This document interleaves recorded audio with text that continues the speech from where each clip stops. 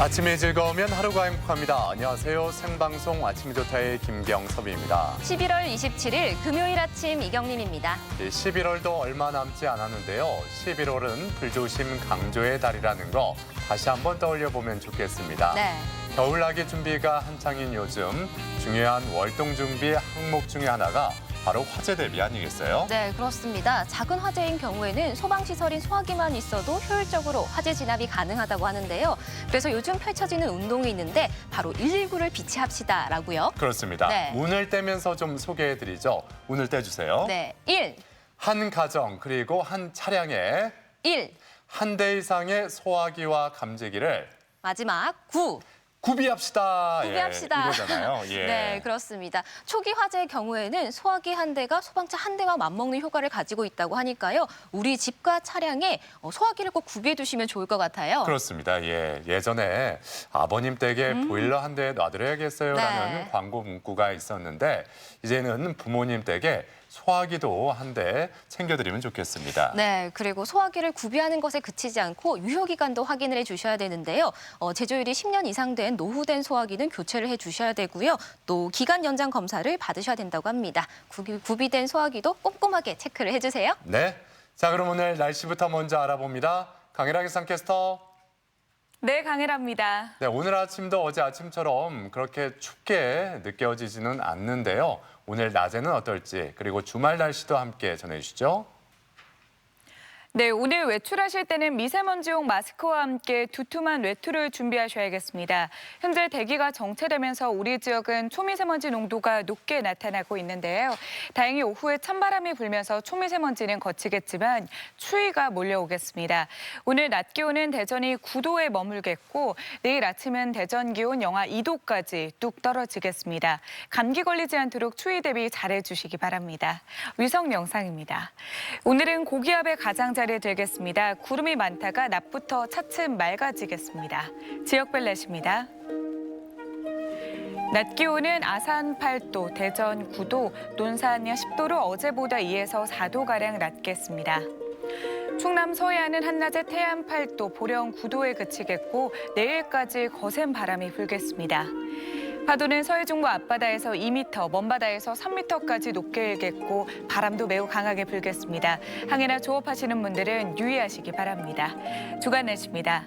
당분간 별다른 눈비 소식은 없겠고요. 본격적인 겨울 추위가 시작되면서 아침 기온은 계속해서 영하권에 머물겠습니다.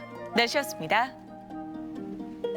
네, 코로나19로 어려움을 겪는 상황에서 K푸드의 대명사죠. 우리나라의 김치와 라면이 역대 최대 수출이라는 매출을 올리고 있습니다. 네, 그렇습니다. 한국 문화에 대한 관심이 높아진 것도 이유가 되겠지만요. 코로나로 인해서 가정식 수요가 높아진 것도 플러스 요인 중 하나라고 하네요. 그래요. 네. 어려움 속에서 들려온 기분 좋은 소식인데요. 이렇게 우리가 생활하다 보면은 뜻밖의 기분 좋은 일들이 생길 때가 많이 있습니다. 네. 이 소소한 행복 잘 찾아보면 주변에 많이 널려 있거든요. 네, 그러니까요. 집에 있는 시간이 많아져서 집을 잘 관리해서 집이 좀 깨끗해졌어요라고 하시는 분도 계시고요. 네. 매번 늦던 남편이 집에 일찍 오면서 아이들과 보내는 시간이 더 많아졌어요라는 소식도 있던데 이런 좋은 일도 많을 것 같아요. 그렇습니다. 네. 자, 가족 여러분 요즘 어떤 소소한 행복을 느끼고 계신지 오늘 사진 사연 이렇게 정해봤습니다. 기분 좋은 소식으로 행복 나누기라고요. 다양한 소식들 있을 텐데 사진 사연으로 많이 보내주시기 바랍니다. 네, 사진 사연 보내는 방법 알려드릴게요. 생방송 아침이 좋다 앱을 내려 받으셔도 되고요. 인터넷 주소창에 아침이좋다.kr 입력하시고 닉네임과 전화번호 쓰면 오늘도 사진과 사연 보내주실 수 있습니다. 사연 보내주시면 저희가 선정해서 선물 드리니까요. 오늘도 많이 참여해주세요. 네. 자, 금요일 첫 소식 문화 나들이입니다. 네. 이 문화 나들이에서는 지역 예술계의 이야기를 전해드리면서 행복을 공유할 수 있는 문화 소식도 함께 전해드리고 있잖아요. 네, 그렇습니다. 바로 공연과 전시 두 가지 다 준비해봤는데요. 가족 여러분들이 어떤 걸 더 좋아하실지 한번 선택해보시면 좋을 것 같아요. 두 가지 다 고르시면 네. 더 좋겠죠. 예, 살짝 미리 좀 말씀을 드려본다면 대규모로 진행되는 프로젝트라는 거, 그래서 기대감이 더 크다는 점입니다. 지금부터 함께 만나보시죠. 곳곳에서 들려오는 반가운 전시와 공연 소식들. 오늘은 우리 지역 대표 미술 공모전인 금강미술대전 전시회, 대전시립연정국악원 국악연주단의 기획공연, 종료 재래악 소식까지 풍성한 예술계의 이야기를 전한다.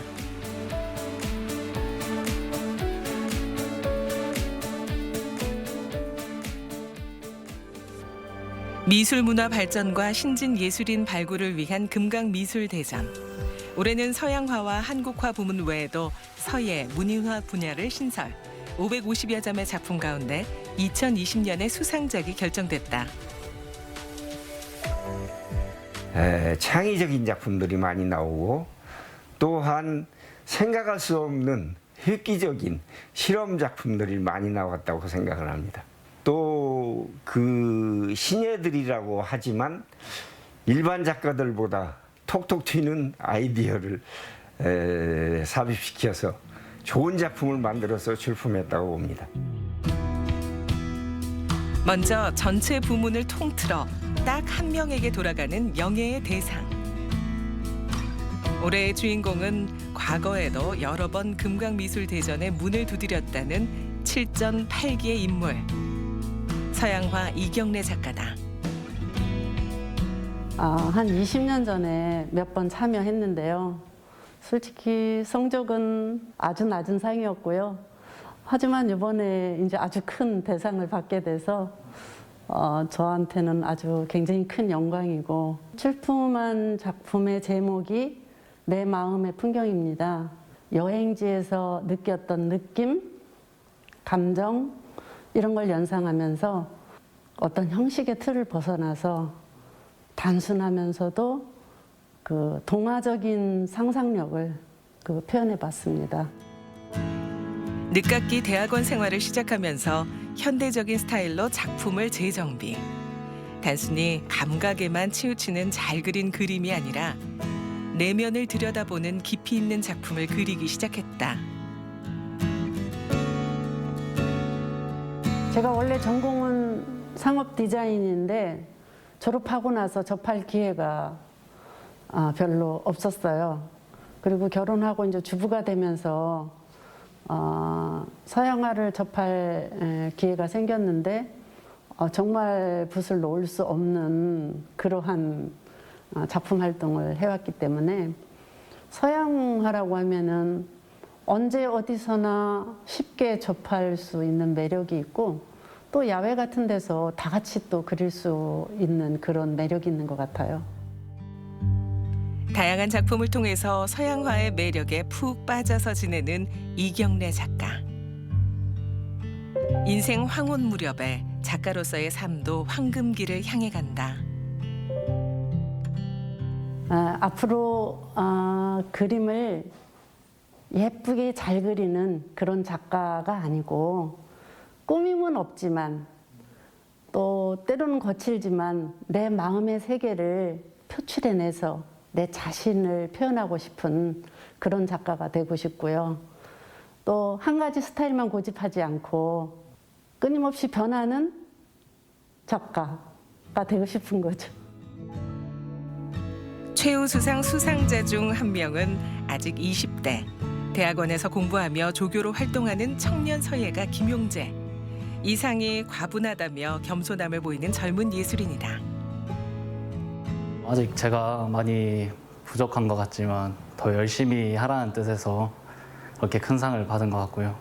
다시 초심으로 돌아가서 글씨를 열심히 써야 할 것 같습니다. 이번 수상한 작품은 외월당 김시습 선생님의 시 내용이고요. 작품의 내용은 유유자적한 시입니다. 네. 그리고 빠르게 변화하는 사회에서 조금이나마 여유를 느끼기 위해 이 시로 선정했습니다. 서예가 좋아서 서예를 자신의 운명으로 삼으며 관련 학교에 진학한 서예가 김용재. 지금 그의 예술 이야기는 점점 완성 단계로 향하는 중인데 다양한 시도를 통해서 자신의 색깔을 만들어가고 있는 모습이 꽤 진중하다.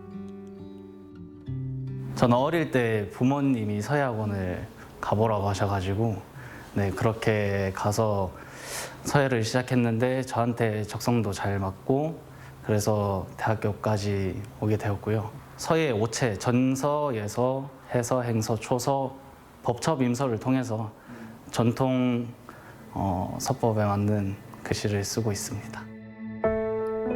이미 여러 대회를 휩쓸고 금강미술대전 전국 공모전에도 도전.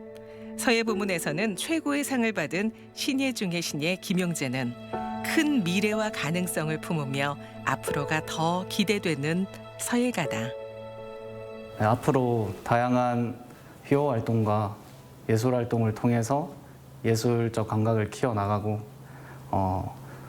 대한민국 사회 발전을 위해서 노력하는 그런 사람이 되고 싶습니다. 2020 금강미술대전 수상작을 만날 수 있는 기회가 있다. 2주간 공주 고마 특별 전시장에서 1부, 2부로 나누어 전시를 진행하는데 대상, 최우수상, 우수상, 특선, 입선까지 수많은 작품을 선보인다. 우리 지역 미술의 발전이니까 우리 지역 애호가들이 많이 오셔서 관람해 주시고 또 응원도 해 주신다면 그 신예들이 더 신이 나지 않을까 이렇게 생각을 합니다. 다양한 문화예술 공연이 펼쳐지는 곳, 대전시립연정국악원. 국악연주단의 기획 공연인 종묘제례악, 땅의 소리 하늘에 퍼지다를 위해 막바지 연습이 한창인 현장을 찾아가 본다. 1963년에 우리나라 무형유산으로 돼서 그때부터 정전들, 그러니까 종묘 정전 앞에서 제사를 같이 지내면서 노래, 춤 이런 제례악을 하기 시작했죠. 그러다가 근간에 와서 국립국악원을 시작으로 해서 그게 프로시니움 극장 안으로 들어와서 극장 예술로 승화해보자. 그리고 사실은 이 많은 사람들이 한 7, 80명 정도의 그 인원들이 노래, 춤, 또는 뭐 연주, 그다음에 이제 왕 세자를 동원해서 제사 지내는 모습도 같이 겸하면서 이번 공연을 대전 시민에게 펼쳐보이려고 그래서 시도했습니다. 국가무형문화재 제1호인 종묘제례악은 종묘제례와 함께 우리나라 최초로 유네스코 인류 무형문화유산으로 등재된 세계의 보물이다. 조선시대의 궁중예술을 볼 수 있는 집약본으로 우리가 반드시 알아야 하고 빛내야 할 우리의 자랑이다.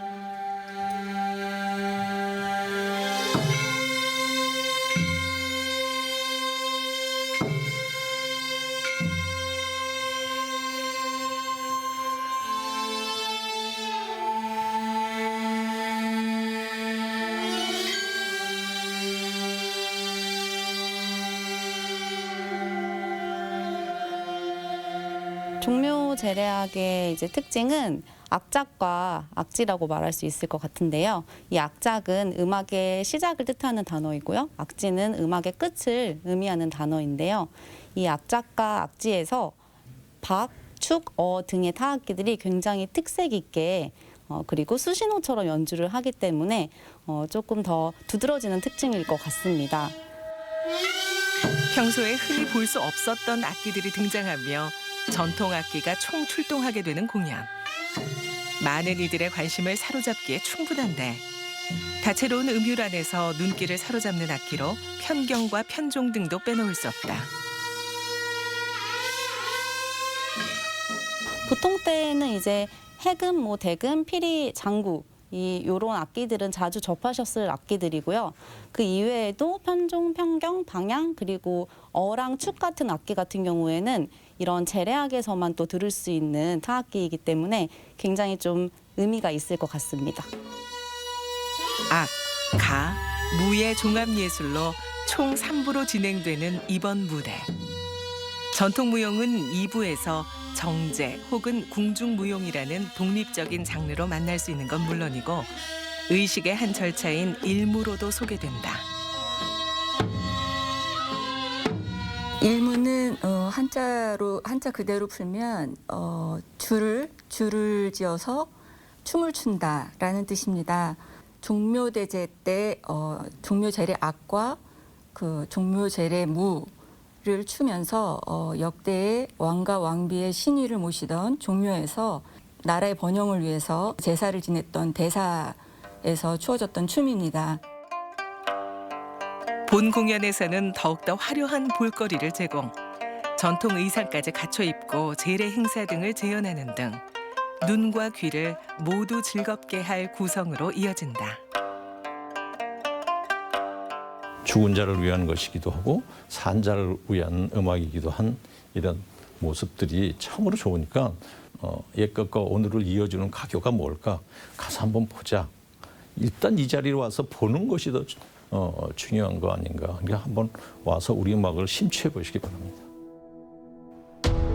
오랜 시간 준비해온 대규모 공모전의 결과를 한눈에 보는 2020 금강미술대전 전시회. 우리 전통의 맥을 이으며 그 가치를 만나는 대전시립연정국악원 국악연주단의 대규모 기획공연 종묘 제례악까지 뜻깊은 전시와 공연이 또 한 번 지역 문화예술의 역사를 쓴다. 네, 금강미술대전 올해는 코로나19로 일정이 조금 늦어졌지만 올해도 어김없이 전국의 우수 신예들을 발굴했습니다. 네. 이번 전시회는 오늘부터 2주간 공주 고마 아트센터 특별 전시장에서 펼쳐집니다.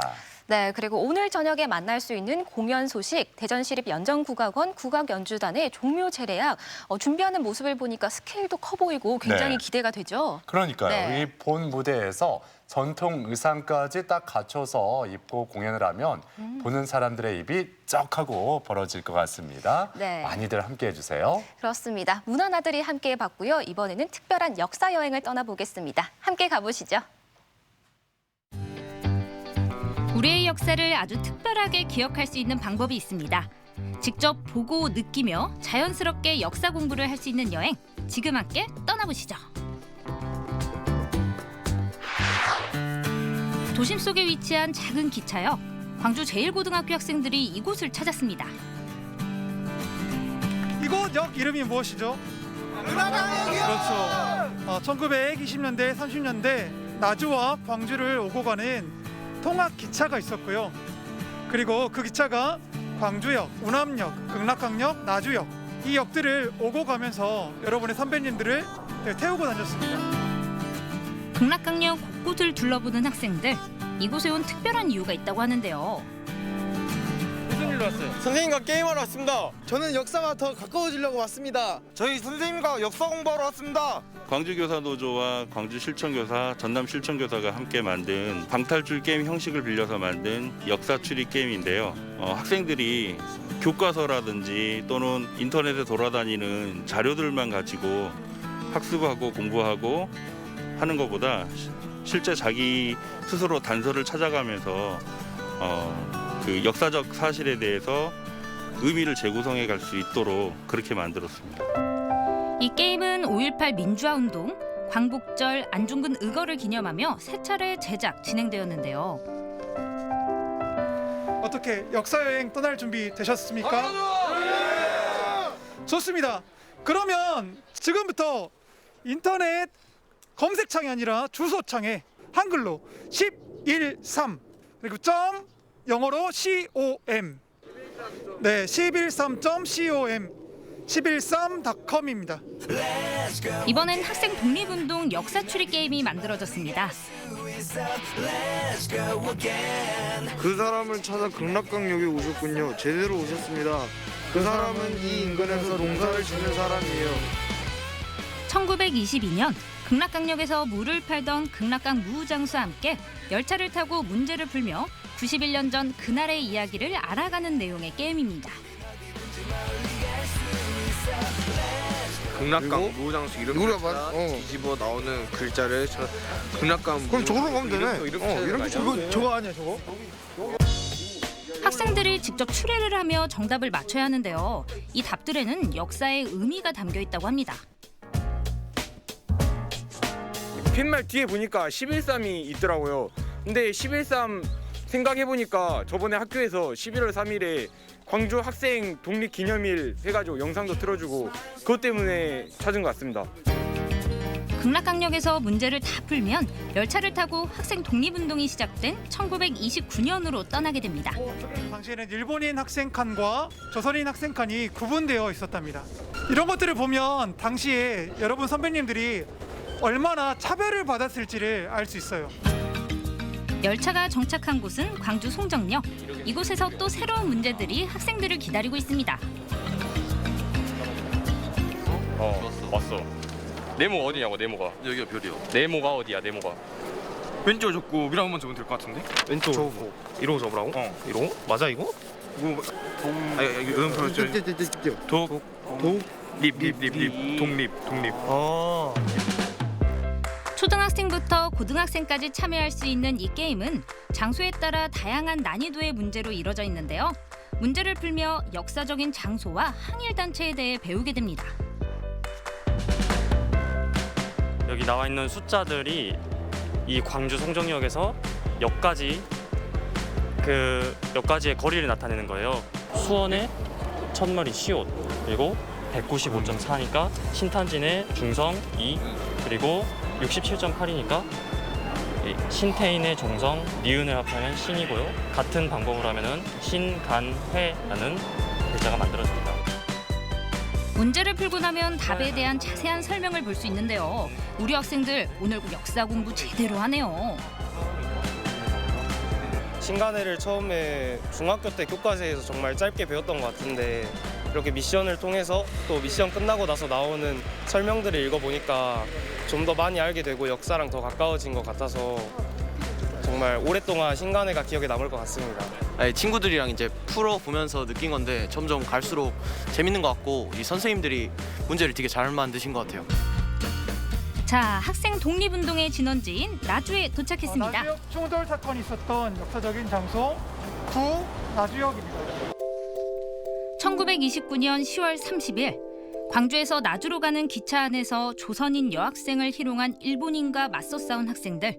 일제의 차별과 억압을 몸소 확인한 학생들은 독립을 간절히 바라며 11월 3일 독립운동을 펼치게 됩니다. 저기는 독립운동가분들의 이름도 한 번씩 읽어보는 그런 시간이 또 있었으면 좋겠습니다. 여러분들 독립운동 사랑해주시는 마음 너무너무 감사하고 이곳에서는 보다 특별한 게임이 준비되어 있습니다. 바로 나주학생 독립운동기념관에서 만든 AR 게임인데요. 실제 모습의 3차원 가상물체를 보여주는 흥미진진한 게임이 펼쳐집니다. 독립운동기념관 곳곳을 직접 발로 뛰며 그 시절의 흔적을 찾는 학생들.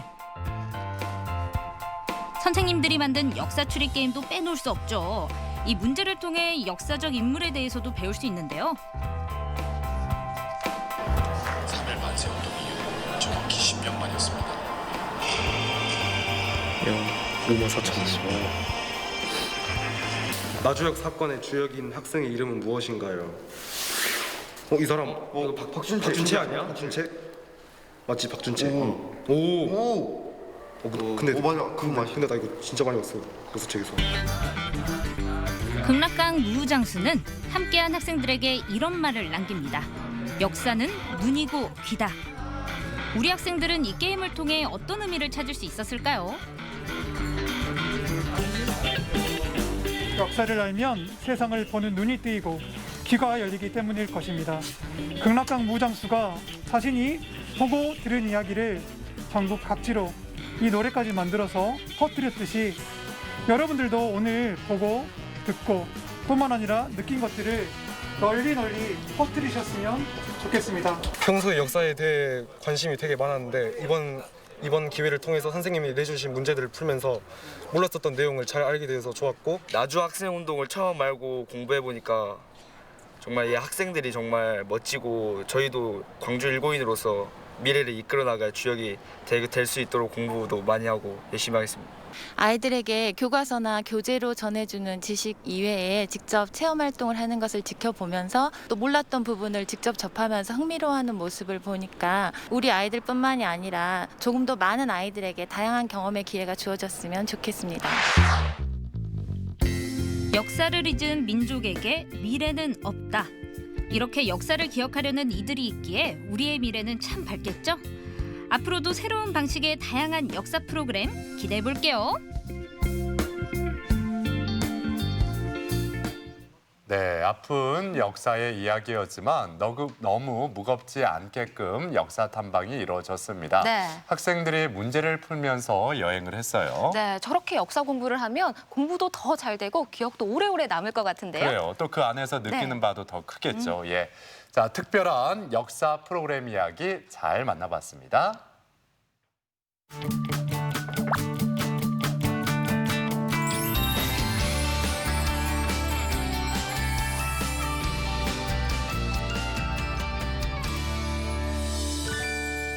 생방송 아침이 좋다 금요일 순서 함께하고 계신데요. 오늘의 사진 사연 주제 기분 좋은 소식으로 행복 나누기입니다. 사진 사연 많이 보내주세요. 네. 자, 이어지는 순서 건강 톡톡입니다.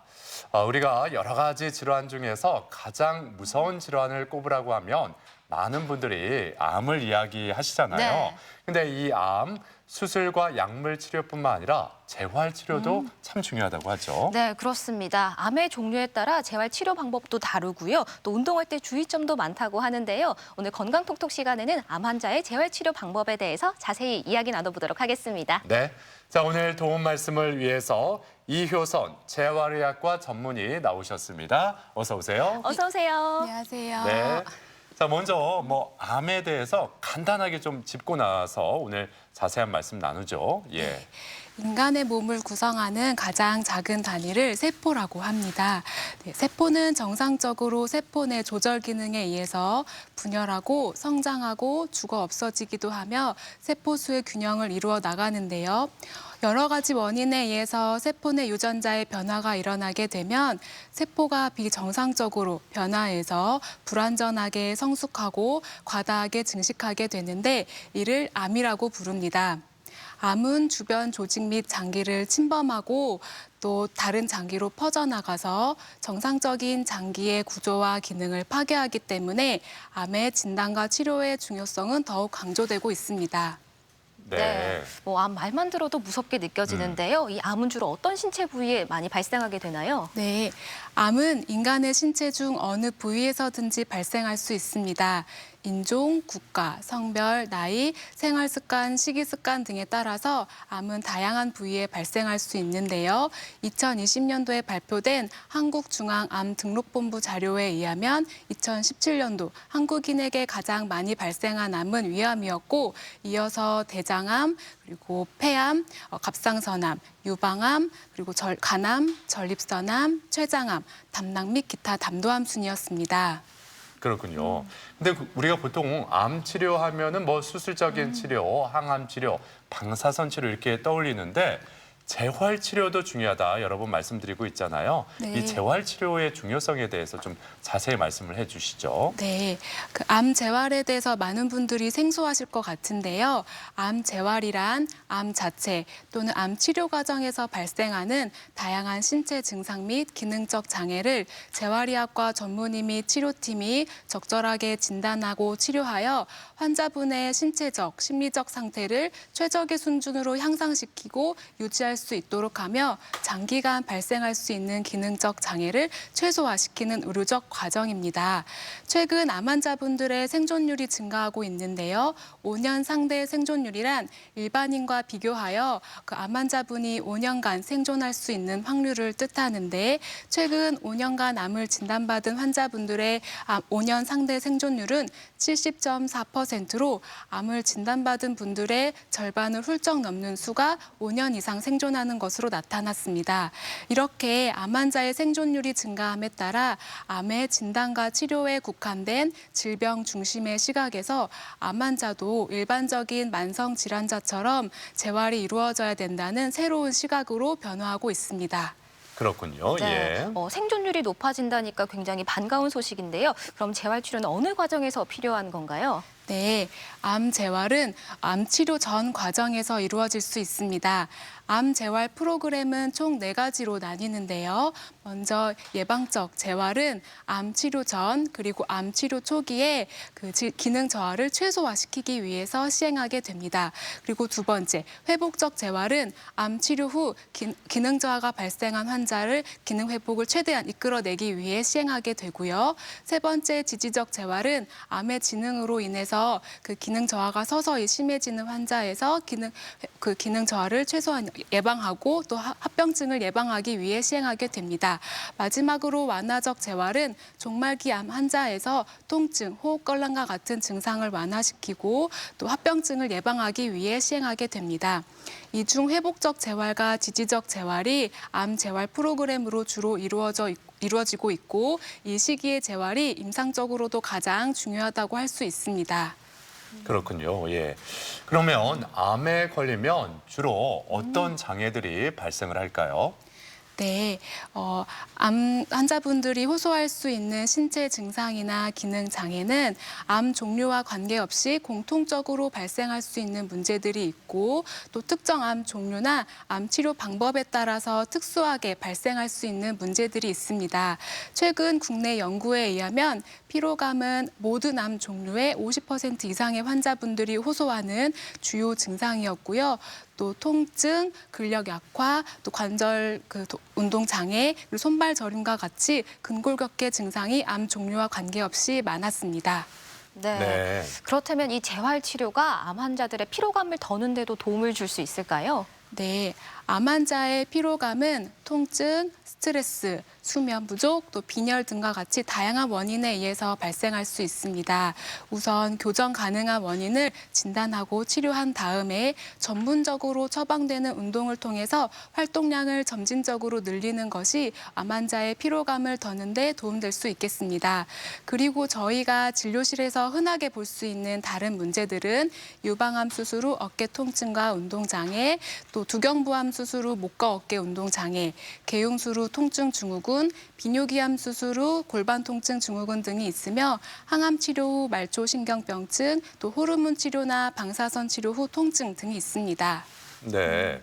그러면 그 항암 치료 후에 나타난다는 말초신경병증은 뭐 어떤 증상일까요? 네, 암 환자에게 나타나는 말초신경병증은 주로 항암제에 의해서 말초신경계가 손상을 받아 나타나게 됩니다.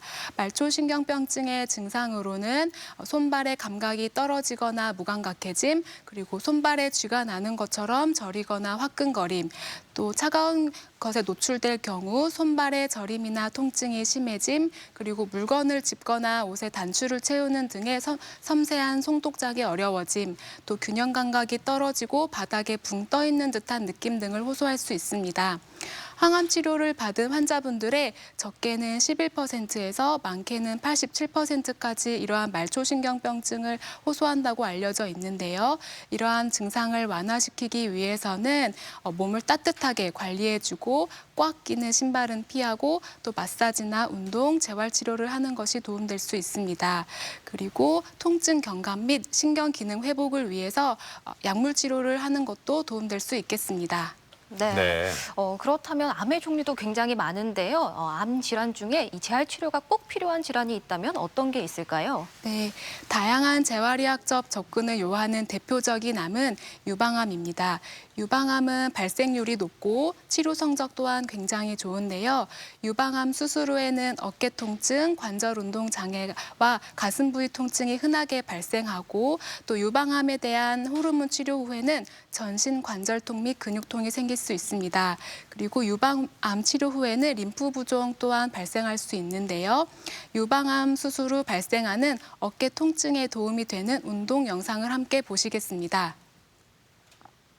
네, 대흉근이 당기는 위치에서 벽 모서리에 팔을 고정시킨 후 상체를 앞으로 숙여서 가슴 부위를 스트레칭 시켜줍니다. 내발기기 자세에서 팔을 고정한 후 엉덩이를 발 쪽으로 내려 겨드랑이 부위를 스트레칭 시켜줍니다. 네, 세라밴드를 이용하여 양팔을 아래로 내려 견갑골을 모아주듯이 등 근육 부위를 운동해줍니다. 네, 수건을 돌돌 말아 등에 놓고 팔을 만세하듯이 쭉 펴서 등을 젖혀줍니다. 네, 세라밴드를 이용하여 차렷하듯이 팔을 몸쪽으로 모아줍니다. 네, 세라밴드를 이용하여 팔을 쭉 핀 상태에서 몸에서 멀어지는 방향으로 팔을 벌려줍니다. 여러 가지 동작들이 있네요. 네. 예. 네, 유방암 수술 후 운동치료와 물리치료를 꾸준히 시행해 준다면 어깨 통증을 충분히 예방하실 수 있습니다. 그리고 유방암 수술 환자분들에서 장기적 재활치료를 요하는 주된 문제는 림프 부종입니다. 림프 부종은 림프절 절제술 및 방사선 치료 후 과도한 부종이 생기고 또 단백물질이 축적되고 염증과 섬유화가 초래되는 만성 질환인데요.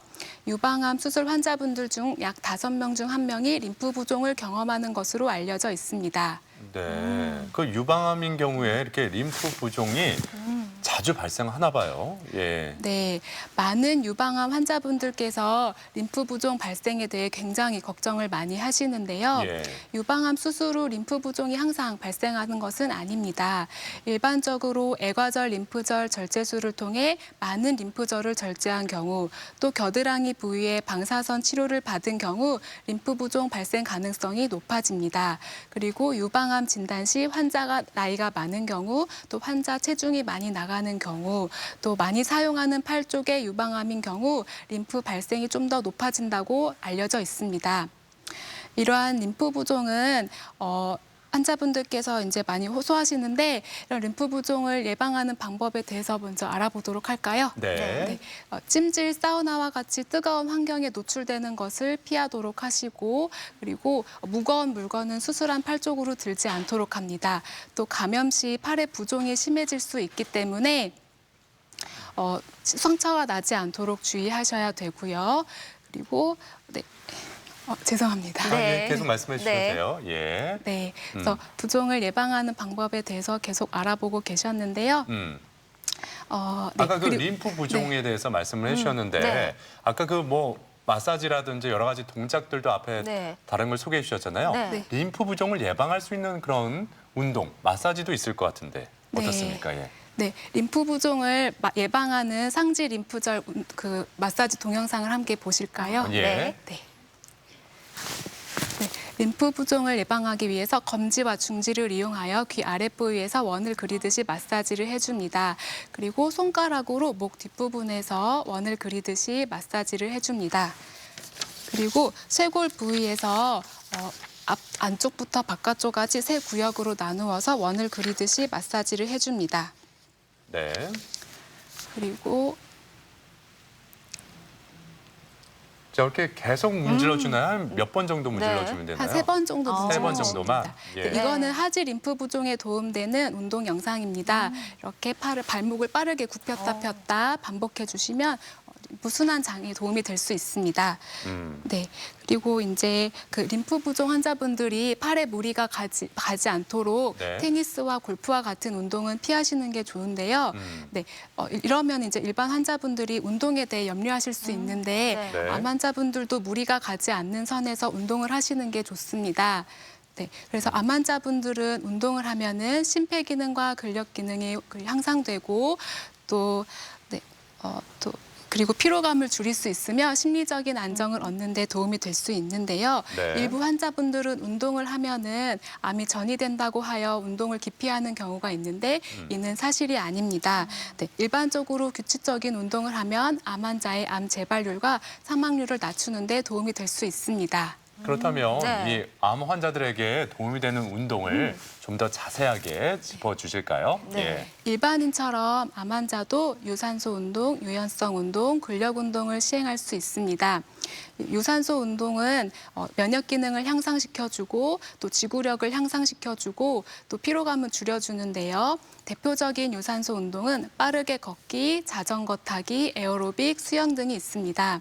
유산소 운동을 시행할 때는 숨이 좀 차지만 옆 사람과 대화가 가능한 정도로 운동을 시행해 주는 게 좋고요. 네, 한 번 시행할 때 30분에서 1시간 정도 주 3회 이상 시행해 주는 것이 좋습니다. 네. 네. 그다음 유연성 운동을 살펴볼 텐데요. 유연성 운동은 여러분이 잘 알고 계시는 스트레칭입니다.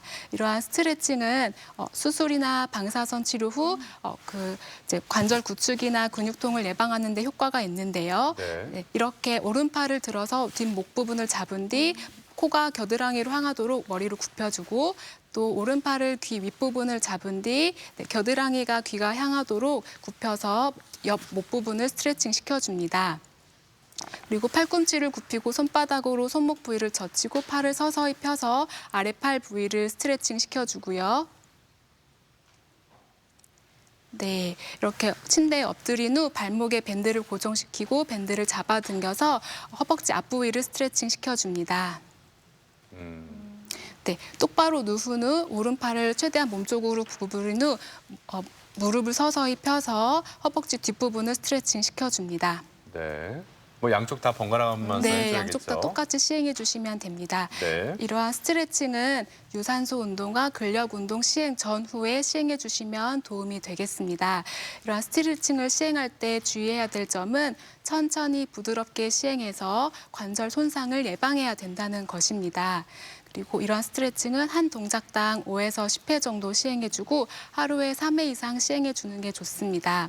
마지막으로 근력 운동은 암 환자의 피로감을 덜어줘서 삶의 질을 향상시키고 또 골다공증을 예방하는 데 효과가 있습니다.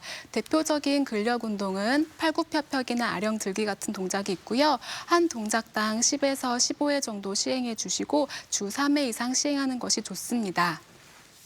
네. 다양한 운동 방법을 소개해 주셨는데요. 그럼 운동을 할 때 특별히 주의해야 할 점이 있다면 어떤 게 있을까요? 네, 암 환자분들은 암의 종류나 환자분의 상태에 따라서 주의해야 될 점이 있기 때문에 운동 전 미리 의료진과 상의하는 것이 좋습니다. 이제 주의해야 될 점을 자세히 살펴보면 빈혈이 있는 경우 빈혈이 교정될 때까지는 운동을 미루시는 게 좋습니다. 그리고 항암 치료 후 백혈구 수치가 떨어져 있다면 감염의 위험성이 높기 때문에 사람이 많은 장소나 공공장소에서 운동을 하시는 건 피해야 되고요. 그리고 만약 방사선 치료 중이라면 수영과 같이 물에 닿는 운동은 피하시는 게 좋습니다. 그리고 그리고 카테터를 가지고 있다면 관이 빠질 수 있기 때문에 격렬한 운동은 피하시는 게 좋고 또 말초신경병증으로 균형 감각이 떨어져 있다면 낙상에 주의하셔야 됩니다. 또 뼈전이나 또 골다공증으로 뼈가 약해진 분들은 골절의 위험성이 높기 때문에 뼈에 무리가 되는 운동은 피하시는 게 좋고요. 또 림프 부종이 있는 경우 해당 부위 과한 근력 운동은 부종을 악화시킬 수 있고 또 하지 림프 부종이 있는 분들은 장시간 걷는 운동이 부종을 악화시킬 수 있기 때문에 주의하셔야 됩니다. 네. 오늘 이렇게 방송 함께 하시면서 네. 재활 치료를 받아야겠다 생각하는 환자분들도 계실 것 같은데 이 재활 치료를 받고자 하는 분들은 어떻게 하면 될까요? 네, 암 재활은 총 3가지 형태로 이루어지는데요. 탁과 입원 환자의 암 재활 협진, 그리고 외래 암 재활 클리닉, 입원 암 재활 서비스가 있습니다. 현재 입원해 계신다면 담당 주치의에게 재활의학과 협진을 요청하시면 되고 또 현재 퇴원해 계신다면 재활의학과 전문의가 있는 병원에 내원해 주시면 됩니다. 많은 암 환자분들께서 암 치료 후 변화에 대해 혼자 걱정하거나 두려워하지 마시고 필요하시다면 재활의학과 전문의에게 도움을 요청하시면 좋겠습니다. 그리고 또 많은 분들이 암 재활을 통해서 빠른 회복이 이루어져서 일상으로 복귀하시고 또 삶의 질 향상이 이루어지셨으면 좋겠습니다. 네, 건강톡톡 오늘은 암 재활 치료에 대해서 이야기를 나눠보고 있는데요. 이번에는 시청자 여러분의 궁금증도 해결해 보도록 하겠습니다. 먼저 첫 번째 질문인데요. 40대 남성입니다. 어머니가 암 환자신데요. 방사선 치료 후에 팔을 움직일 때마다 아프다고 하십니다. 재활 치료를 받으면 통증이 사라지게 될까요? 라고 질문 주셨어요. 네, 방사선 치료 후에는 피부나 연부 조직이 섬유화되면서 관절 구축이나 근육통이 발생할 수 있습니다. 이런 경우 재활 치료나 스트레칭을 꾸준히 시행하는 것이 증상을 호전시키는 데 도움이 될 수 있습니다. 네, 그렇군요. 다음 질문입니다. 60대 남성입니다. 얼마 전 암 치료가 끝나서 운동을 시작했습니다. 병원이 너무 멀어서 집 근처 헬스장에 다니고 있는데 어떤 점을 주의해야 할까요? 네, 헬스장은 많은 사람들이 이용하는 곳이기 때문에 현재 면역력이 떨어져 있는 상태라면 감염에 주의하셔야 됩니다. 그리고 그 항암제로 인해서 말초신경병증으로 균형 감각이 떨어져 있다면 낙상에 주의하셔야 되고요. 림프 부종이나 뼈전이가 있다면 해당 부위 과한 운동이 부작용을 일으킬 수 있기 때문에 주의하셔야 됩니다. 네. 자, 건강톡톡 오늘 이렇게 암 환자의 재활 치료에 대해서 자세히 알아봤습니다. 다음 주 이 시간에는 겨울철 피부 고민에 대해서 짚어보겠습니다. 네, 지금까지 이효선 재활의학과 전문의였습니다. 오늘 도움 말씀 고맙습니다. 고맙습니다. 감사합니다. 계속해서 우리 지역 날씨 알아보죠. 강혜라 기상캐스터. 네, 오늘 아침 큰 추위는 없지만 낮부터 북서쪽에서 찬 공기가 내려오면서 추워지겠습니다. 현재 대전 6.1도로 어제 같은 시각보다 2도가량 높지만 낮 기온은 9도에 그치면서 어제보다 4도가량 낮겠습니다. 내일 아침 대전은 영하 2도까지 뚝 떨어지겠습니다. 감기 걸리지 않도록 추위 대비 철저히 해주시기 바랍니다. 현재 대기가 정체되면서 우리 지역은 초미세먼지 농도가 높게 나타나고 있는데요.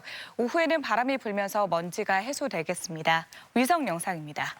오늘은 고기압의 가장자리에 들겠습니다. 구름이 많다가 오후부터 차차 맑아지겠습니다. 지역별 날씨입니다. 낮 기온은 공주 8도, 세종과 대전 9도, 논산 10도로 어제보다 2에서 4도가량 낮겠습니다. 충남 서해안은 한낮에 홍성 8도, 보령 9도에 머물겠습니다. 파도는 서해중부 앞바다에서 2m, 먼바다에서 3m까지 매우 높게 일겠습니다. 항해나 조업하시는 분들은 유의하시기 바랍니다. 주간 날씨입니다. 당분간 별다른 눈비 소식은 없겠고요. 본격적인 겨울 추위가 시작되면서 아침 기온은 계속 영하권에 머물겠습니다. 날씨였습니다.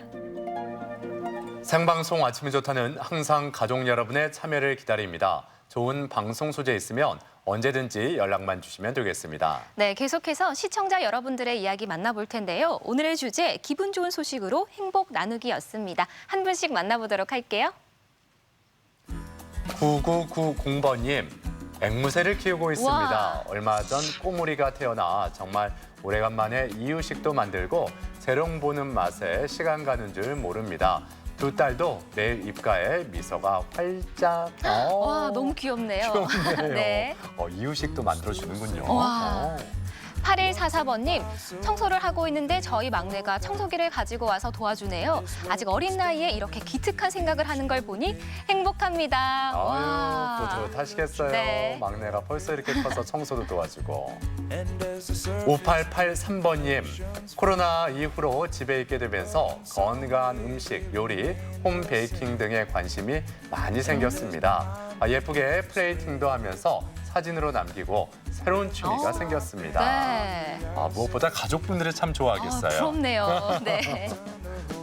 9259번님, 머리 자르러 갔는데 뜻밖의 귀여운 고양이가 반겨주었어요. 덕분에 기다리는 시간이 정말 빨리 지나갔어요. 고양이가 영업을 잘하네요. 네. 애교도 부리는 건가요? 귀엽네요. 오, 예. 따로 훈련시키셨나? 네. 0479번님, 어제 쌀쌀한 날씨임에도 방역과 환경정화 봉사를 딸과 함께 하면서 좋은 경험을 했습니다. 우리 딸이 다음에 봉사할 때도 자기도 데리고 가라고 해서 약속까지 했습니다. 좋은 일 하셨어요. 그래요. 네. 6796번님, 학교 온라인 수업에서 실험 관찰을 위해 보리를 보냈어요. 저도 아이도 난생 처음으로 새싹 보리를 키웠는데 신기했어요. 기대를 갖고 수확했는데 맛은 점점점 건강한 맛이었답니다. 그래요. 네. 이렇게 가족 여러분이 보내주신 사진만 보더라도 네. 저희도 이렇게 소소한 행복을 느낄 수가 있잖아요. 네, 그렇습니다. 예. 행복 가득한 사진 만나봤는데요. 사연 가운데 선정해서 선물 보내드리겠고요. 사진 사연 보내주신 모든 분들께 감사드립니다. 월요일 마을 탐구 생활, 부여 구교리를 찾아갑니다. 이곳은 63년의 세월을 품은 정미소를 개조한 특별한 카페가 있는 동네. 카페를 주민들이 같이 운영하고요. 새로운 먹을거리 개발에도 열정을 쏟고 있는데요. 마을을 살리기 위한 주민들의 노력이 빛나는 부여 구교리 이야기, 월요일에 만나볼게요. 코로나19의 기세가 무섭습니다. 네. 이 3월 초 대유행 이후에 이번 주에 들어서 처음으로 500명대 확진자가 전국적으로 발생을 했는데요. 네. 이번 주말 큰 고비를 맞이할 것으로 예상되죠. 네, 게다가 겨울 추위 소식도 나오고 있는데요. 최저 기온이 영하권이라고 합니다. 몸도 마음도 추운 주말이 될 것 같은데요. 그래요. 이럴 때 바깥 활동보다는 집에서 머무르시는 게 여러모로 좋겠죠. 네. 저희도 주말에 집콕했다가 다음 주 월요일 아침 7시 50분에 다시 인사드리겠습니다. 함께해 주신 여러분 고맙습니다.